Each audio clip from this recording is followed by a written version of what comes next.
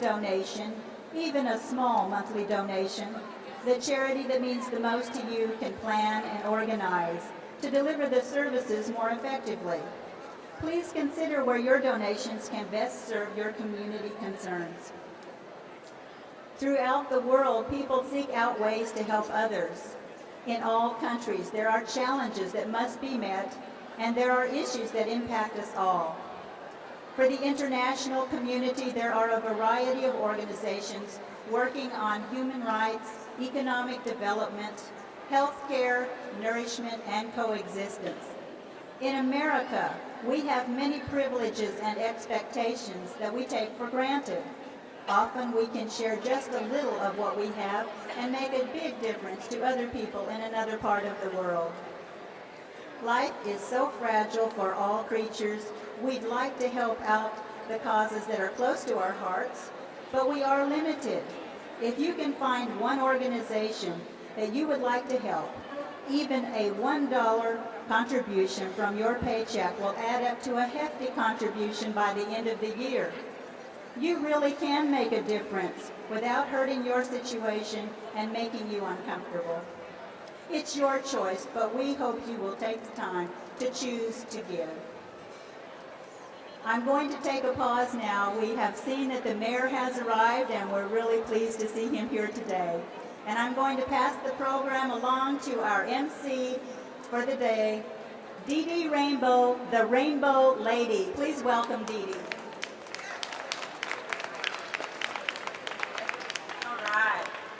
We'd like to give a real round of thanks and applause to Virginia McHenry here, who has made this happen for us. Yeah, let's hear it for her. Thank you very much. I'm Dee Dee Rainbow, the Rainbow Lady, and I'm your surprise Master of Ceremonies, except I have to tell you, I think there's a leak in City Hall, because I've had people calling me saying, oh, I'm so excited you're going to be down there, Rainbow. Anyway, I'm very happy to be here. This is a very wonderful cause, and I certainly think it's a great thing that the mayor does for you. I remember when I was part of the system, the Seattle school system, it was wonderful to have large group get-togethers so you could meet new friends and check in with old ones and just have a really good time. And so I'm certainly glad to be a part of this. I would like to invite you to be sure and go around to all the different places. And I personally would like to invite you to my special holiday sculpture and art show. I have some little pamphlets over there by my turtle, which you're welcome to see. A lot of people don't realize that I'm a sculptor too. So you're very welcome to take an invitation and come and see me in the beginning of December. That'll be a lot of fun.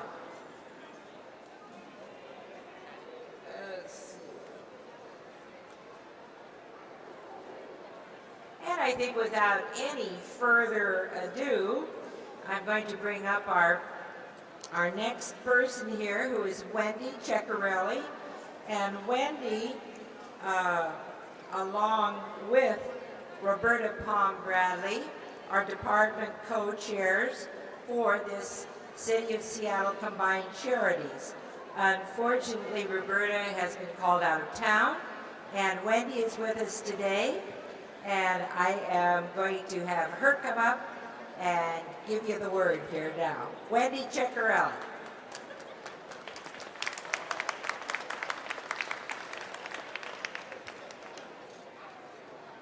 Thank you, Dee Dee, and welcome to all the city employees who are here today.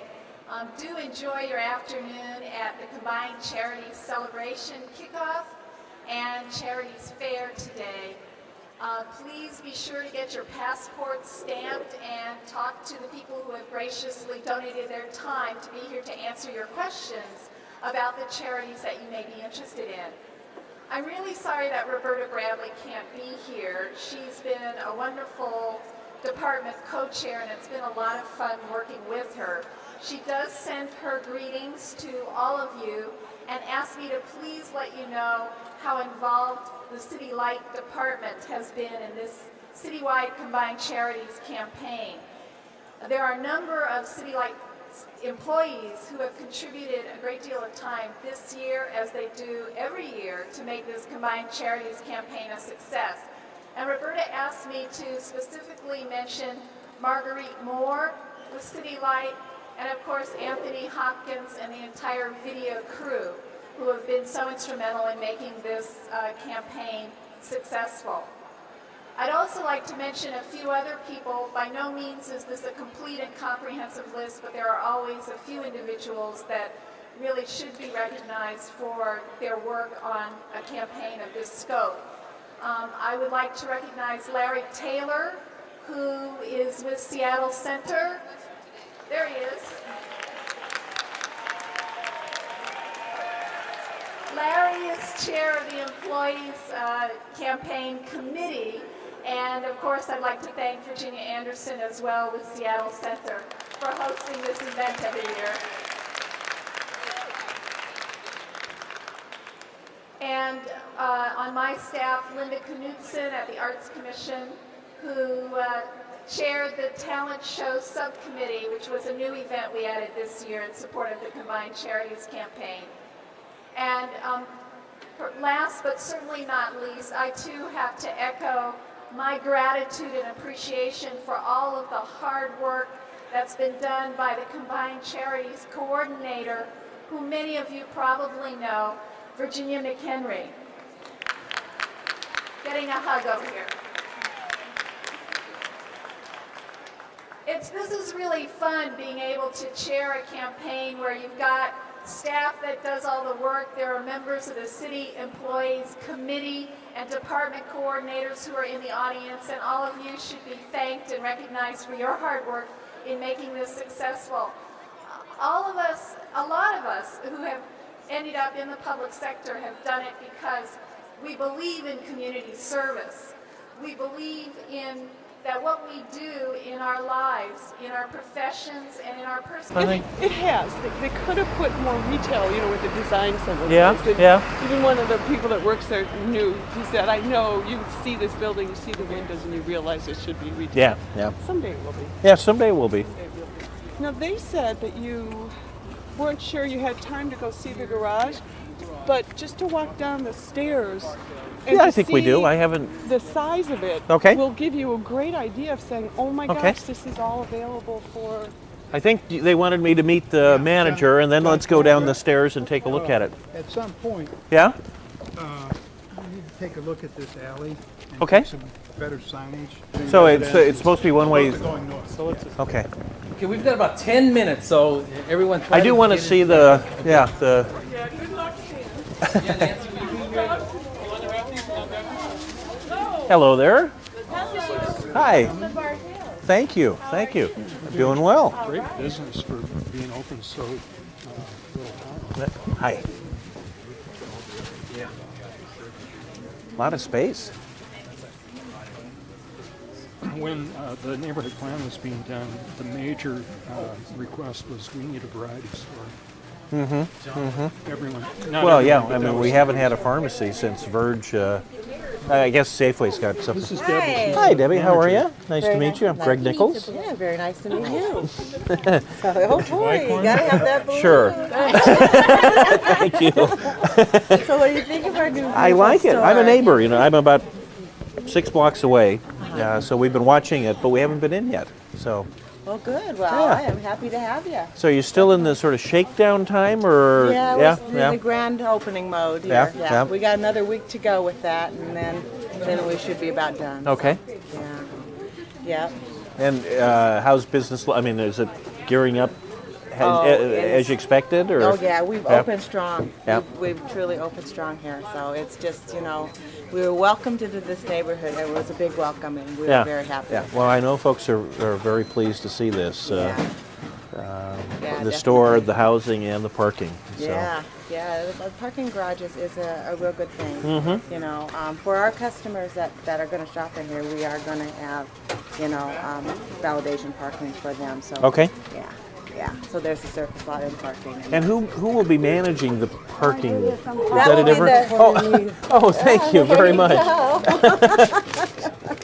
Gotta have that. Yeah, absolutely. Yeah. It's all that good free Yeah. stuff. We just so, got a bagel yeah. and now popcorn. This is a. The landowners and the landlords. Oh, okay, will be okay. doing all that and that. Pretty soon, I guess pretty soon they're going to start leasing these condos as well. Okay. Start selling They haven't them started and doing that yet. Okay.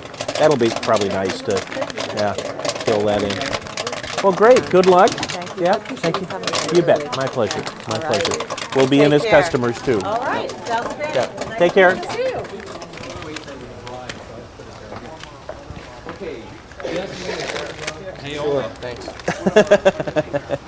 All right, let's look at that garage.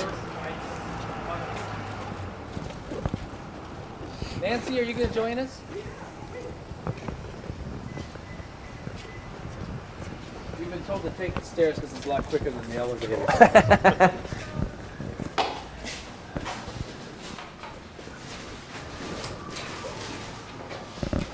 There are, what, Dennis, 2 layers of parking? One will be for the housing. The lowest level is the required parking for the house. Okay. The required parking for the hotels is up on the surface. Okay. According to the Herald, there's 107 parking places on the middle level, Okay. strictly for the public. So that could be Bartels, it could be visitors, and it could be theaters. Whoever they can't find a place to park somewhere else, it'll be less than what we initially did. Uh-huh. And then that's so that they could do a That's- breakthrough when they do a development over there? No. No, what is that? That's the private parking. That's the gate for the private parking. So the Oh, the okay. public doesn't have access to the next level down. That's Okay, another so grant. somebody, Which one's that- always So you- that agreement, that Right, the first right. underground level. right, this is how they right, addressed it. right. Plus, if you go down that other end, there really is a walkway. That- Yeah, go ahead. Is it open? No. It will It's- be though? It's locked. The stairwell There's that'll this- go up to the, There's a stairwell, and this is what we wanted to point out. Right. We're very exasperated with the library, but at that end of the building, there's a stairwell and access to the street, right across the street from the library. And being an urban village, we wrote a neighborhood plan. Right, And right. the biggest part of the plan was to identify a parking solution. Yes. Which we have now. Yeah, And the city declined to help us with it Right, at the I time. remember. But now, the city's is not agreeing to even participate in it. the library's done? The library's saying no. They filed for a variance on their parking requirement. And Okay. So, very likely, because of the lack of parking on the street, library patrons will be forced to park in the garage and then have to pay to park to use the library.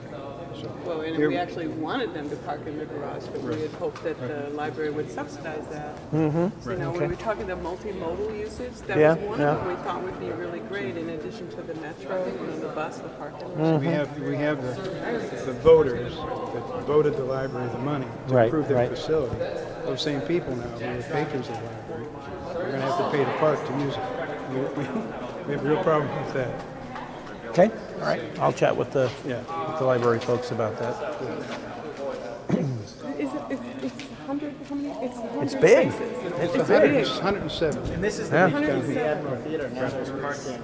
So we had, Yeah. Let's see if we they're had going to wrap. 99 on the surface previously. We have 107 here. We lost about 25 or 26 on the street. Oh, okay. With Yeah, 40, yeah, 42nd, yeah. there's going to be no parking because of the traffic lane. Then it'll be And 42nd's going to be, And yeah. it's going to be needed. Yeah. Right.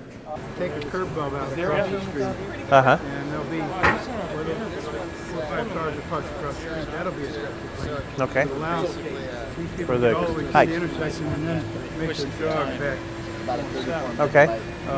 So that changed the whole configuration here. This crosswalk has to move Over. further west. Okay. This one will be at an angle Uh-huh. going towards Driftway. Okay. And this one, of course, has to line up this way. But by having the guy waiting for a left turn there, Yeah. didn't allow the trucks to make the turn. Uh-huh. Where they do now, they wait for the intersection to clear and then take the whole intersection. to make Right, the turn. right. With the guy waiting here for a left, they have to have room to make their turn. Mm-hmm. They had to shave this off. And there was a little crossing of coordination with SDOT, but we contacted SDOT and we actually had a meeting This out is something we've talked to the city about for years. Uh-huh. That's what I'm. Part of this in project, this way, but Okay. SDOT was great. Actually, we came out here and met with them, Okay. talked about where the poles are being relocated based on what Yeah. some of the pedestrian goals were and the crosswalk angles and Okay. the work we were doing on the other side of the street. Can we stop with just a second? I wanted to point out, with all the development here, especially the garage, Right? we want to get a better commuter connection with the bus. Uh-huh. And my thought is if we can move the bus stop right here, people would be next to the store, they'd be half a block from a couple destinations. Uh-huh. And those who live in Alki could do their shopping here So and move get back that home. stop here? 1 hour parking most of the time, Right. so having a bus stop is not going to have that big an effect. Uh-huh. Very few people actually use it for parking. I mean, it's interesting.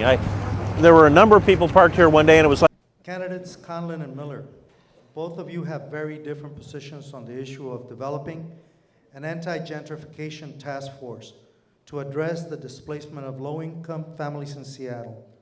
Candidate Miller, would you please elaborate on why you are so adamantly against the development of this task force? What I said in my answer on your questionnaire when asked about whether there should be a task force is ultimately the issue of gentrification and the issue of what to do about it should be the responsibility of your elected leaders. It is up to the mayor and the city council to wrestle with this issue, to hear about this issue, and to make decisions about it. I think as a city, we tend to proliferate task forces, to spread responsibility around, and that means ultimately your elected officials don't deal with the issue. So what my answer was the city council should be dealing with that, our committee should be dealing with that, and you should hold us accountable rather than appointing another task force. Thank you. Colin, Richard, you seem clear about the problem. So in developing the task force, what would be its duties? Please give us 2 tasks. First of all, let me just say that the reason that I think such a task force would be useful is because none of us is as smart as all of us. And I believe that tapping the wisdom of the people who actually have the experience on the ground is the best way for decision makers to actually have the opportunity to make good decisions, decisions that are responsible and reasonable for the community. So in terms of the specific things that this task force ought to be looking at, it should be looking at what are we doing in terms of providing opportunities for people who are being displaced for various reasons. There's a whole lot of different reasons why displacement takes place. Some of it has to do with construction, such as the light rail construction, some of it with property owners who are redeveloping. But what is actually happening? Tracking those people, finding out what opportunities they are getting or not getting, and then giving us recommendations as to ways in which to strengthen the system that will protect those people. The second thing has to do, I think, with tenants' rights. We have a just cause eviction ordinance, and we have a number of other ways in which tenants are protected. We have provisions that require, for example, tenants to get relocation assistance. I'm not sure those are working as well as they ought to be working. We need to know the experience of tenants, what they're finding out, what they're experiencing on the ground, so they can relate to us their stories, and then have those stories pulled together by this task force, so they can tell us, okay, we've heard these stories, here's the numbers. Here are the number of people who are finding this kind of experience when they wind up in a bad situation as a tenant. Here's the number of people who are finding that kind of experience. That's where you ought to focus your attention, change the law, make it more responsive, make it more responsible. Those are the kind of things I think the force could look at. Thank you, Richard. Thank you all for your responses. We really appreciate them. And I want to note that a survey was sent to all of the candidates and they responded. And if you leave your email address, we can email you their responses to the survey questions. And now what we want to do in the program is move to your questions. And so we have some of them here. Some of them are yes and no questions. Some of them will require only a minute statement. Some of them might be addressed to each of you individually, and I'll let you know that clearly at the beginning. This question is for all of the candidates, and it requires only a yes or no statement. Do you support an independent elected civilian review board over the police?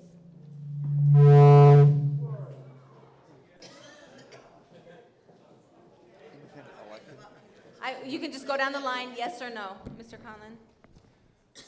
Not at this point, no. This is a place where we agree, not now. No. No.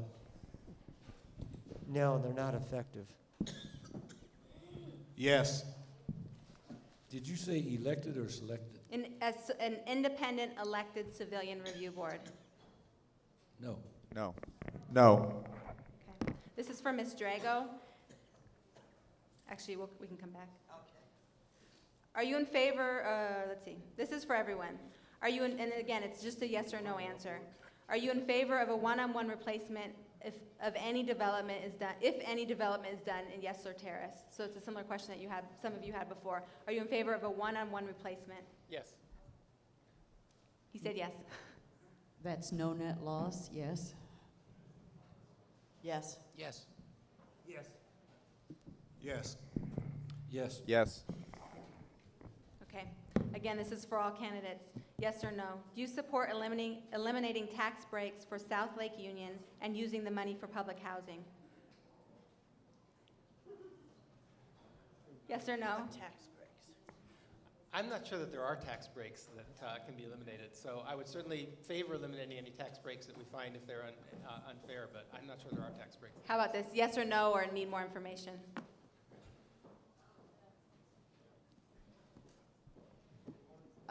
Again, I don't believe there are any tax breaks targeted to South Lake Union. Okay, so I guess it's need more information. State law provides tax breaks for biotechnology. Yes, they are getting tax breaks through the tax abatement program. I would need more information. If you're speaking of the multifamily housing tax breaks, then I say they belong there, so that's a no. It goes more than just South Lake Union, no, it goes around the city. More information. Okay. And this is for Ms. Drago. As chair of the Government and Labor Committee, will you work to change the Police Guild's contract to allow for a civilian review board with investigative powers? Ms. Drago, 1 minute. Okay, just say the end part, the second half of the question. Will you work to change the Police Guild's contract to allow for a civilian review board with investigative powers? Well, I said I didn't support civilian Review review board. board. Uh-huh. Yeah, we have worked actually diligently with the contract to make the contract more accountable to the city and to the people of the city. Okay. So we'll continue that. We actually made some gains in this last contract. Okay. And this is a question for all of the the candidates. 1 minute response, please. What will you do to ensure that a fair percentage of jobs in public construction projects are filled by people of color, women, young people, apprenticeships, people who live in Seattle, and people who live in Seattle? What can you do to I'm sorry, I can't read the writing. What can you do to urge public projects do the same thing? I'm sorry, to urge private projects do the same thing? All candidates, do you want to start down with Mr. Peltz? There's a divergence between projects that receive federal funding, what we require, and what projects that don't receive federal funding. And ironically, if it gets federal dollars, it's actually more progressive than if it doesn't get federal dollars, because if it gets federal dollars, it can supersede the requirements of the Initiative 200, I-200. So on Sound Transit and King County and City of Seattle, we can require greater requirements for working with unions, working with apprenticeship programs, and that's what we do at Sound Transit and at City of Seattle, County Brightwater. We require a PLA, we require a prevailing wage, we require that the employers tap into apprenticeship programs and to meet women and minority hiring goals. I totally agree with Mr. Peltz. He's right. At Sound Transit, we do that because at every meeting we have, every contract, I ask them what percentage of women and minority participation do we have. I've been doing that for many years, and they still just don't quite get it when I ask the question. But I think there's something else we can do, something I would like to do. I would like to amend Initiative 200. I would like to amend it so it became a local choice. If Spokane wants to have an I-200, I think that's fine. Seattle and King County did not support I-200. I would like to amend the legislation in the state so that if we wanted to have that, we could have an election and choose to have that here. We can also do it through programs with private industry. Thank you.